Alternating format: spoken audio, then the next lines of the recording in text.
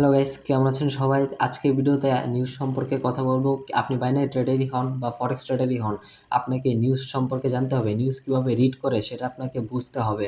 তো ভিডিওটা শুরু থেকে শেষ পর্যন্ত স্কিপ না করে দেখবেন, তাহলে পুরো বিষয়টা আপনাদের ক্লিয়ার হয়ে যাবে। তো নিউজ দেখার জন্য আপনাকে সবার প্রথমে গুগলে গিয়ে সার্চ করতে হবে ফরেক্স ফ্যাক্টরি নামে। তো ফরেক্স ফ্যাক্টরি সার্চ দেওয়ার পর আপনার সামনে এরকম ওয়েবসাইট চলে আসবে।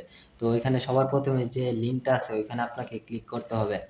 তো ওইখানে ফরেক্স ফ্যাক্টরিতে ক্লিক করার পর আপনার সামনে এরকম একটি পেজ চলে আসবে।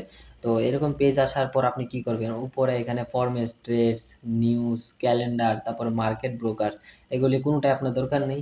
শুধু এখানে ক্যালেন্ডারে ক্লিক করবেন। ক্যালেন্ডারে ক্লিক করার পর আপনার সামনে এরকম একটি পেজ আসবে। এরকম পেজ আসবে, আপনার সামনে এরকম নাও আসতে পারে।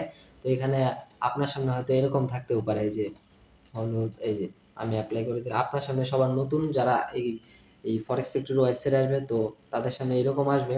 তা আপনি এখানে ফিল্টারে যাবেন, এই যে উপরে ফিল্টার, এই ফিল্টারে গিয়ে আপনি এখানে সবগুলিকে আনটিক করে দিবেন, কারণ একমাত্র রেডটা এখানে সব থেকে বেশি গুরুত্বপূর্ণ। তো ওই যে রেড, আপনি রেডে দিলে, যে বাকিগুলো আনটিক করে দিলে, শুধু রেডে টিক করে দিলে এই যে শুধু রেড আসবে। যেমন এখানে euro, CHF, USD, odd, cat, এখানে আবার টাইমিং দেওয়া আছে যে 1টা 30 PM। সিপিআর একটা নিউজ আছে। তারপরে এটা হচ্ছে এখন আজকে হচ্ছে শনি রবি হচ্ছে মার্কেট বন্ধ থাকে, রিয়েল মার্কেট। তাই যে আমি রিয়েল মার্কেট ট্রেড করে দেখাতে পারবো না নিউজে। তো এখানে এই যে সোম, মঙ্গল, বুধ, এগুলির নিউজ আছে।